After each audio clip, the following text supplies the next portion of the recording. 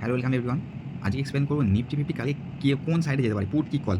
যেমন আমি দুটোকে এক্সপ্লেন করবো, নিফটি কোন দিকে যাবে। তো সোজা যা চার্টে কালকে নিফটি কোন সাইডে মুভ নিতে পারে। চল তোমরা ডাইরেক্ট চার্টে যাচ্ছি। তো এটা হচ্ছে নিফটির চার্ট, ঠিক আছে। নিফটি 4 ঘন্টা টাইম ফ্রেমে দেখেছো তো, এই যে এই জায়গাটা না, এই জায়গাটায় তোমার আবার একটা সুইং স্টার প্যাটার্ন করেছে। কালকে আমি পুরো ফুল প্রথমের দিকে যদি নিফটি ব্রেকডাউন করে, মানে 25,189কে যদি ব্রেকডাউন করে, তাহলে আমি পুট সাইডে প্রথম দিকে যাবো। কোথায় যাবো? 25,250 কি 25,300 পুট, ঠিক আছে। বা গ্যাপ আপ ওপেন করে দিলে, ঠিক আছে, একটু নিচু দিকে না হবে।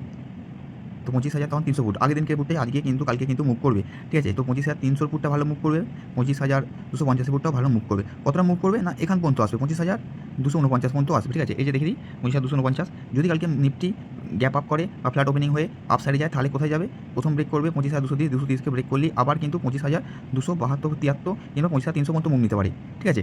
আর যদি পুরো নিফটি যদি একদম মানে মার্কেট ওপেন হওয়ার পর ডাউন সাইডে যায়, তো একদম সোনায় সোয়াগা, মার্কেট ওপেন হবে ডাউন সাইডে যাবে, একদম পুট সাইডে ট্রেড ধরে নেবে, কোনো কথা হবে না, ঠিক আছে। 25,300 ফুট 250 ফুট সবথেকে ভালো, 25,300 ফুটটা একদম ভালো মুভ দেবে।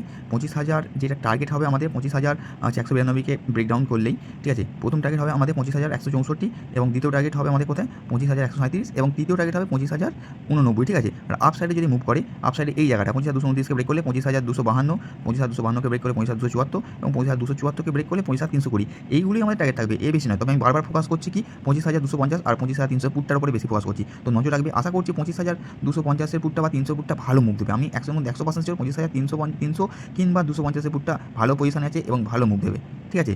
তো আমি যদি 25,000 অপশান চেনে যদি যাই, ঠিক আছে, চার্টে যদি যাই, 25,300 যে পুটটা আছে, ঠিক আছে, 25,300 পুটটা তোমার এই মুহূর্তে লেআউট করছি 4 ঘন্টা টাইম ফ্রেমকে ক্রস করে 5, ঠিক আছে। তো 25,300 যে পুটটা আছে, যদি 25,300 পুট 112কে ব্রেক করে, তো প্রথম টার্গেট থাকবে 125, দ্বিতীয় টার্গেট থাকবে 132 এবং তৃতীয় টার্গেট 145, চতুর্থ টার্গেট 150।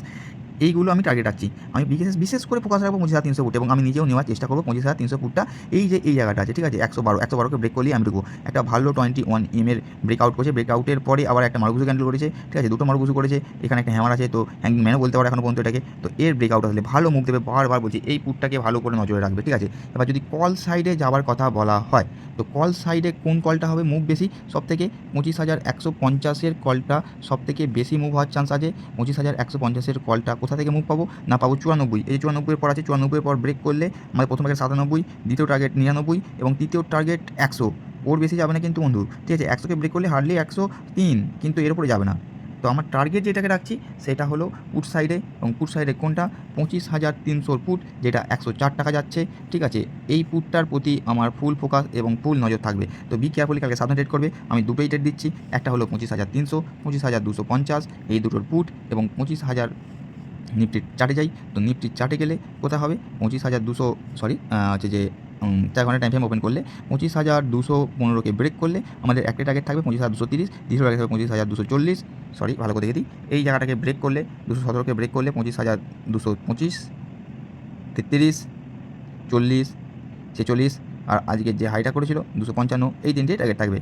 তো আশা করছি তোমরা সবাই বুঝে গেছো নিফটি কালকে কী করবে। আমি গ্রুপে দিয়ে, আমি মানে এটি দিয়ে দেবো, ইউটিউবে দিয়ে দেবো কোন পুটটা কোন কলটা তোমরা নেবে। তো দেখা হচ্ছে কালকে লাইভ মার্কেটে। আমি থাকতে পারবো না নিশ্চয়ই, আমি লাইভ মার্কেটে নিজেই ট্রেড করবো। যাই হোক, তো কালকে দেখা যাক কী হতে পারে।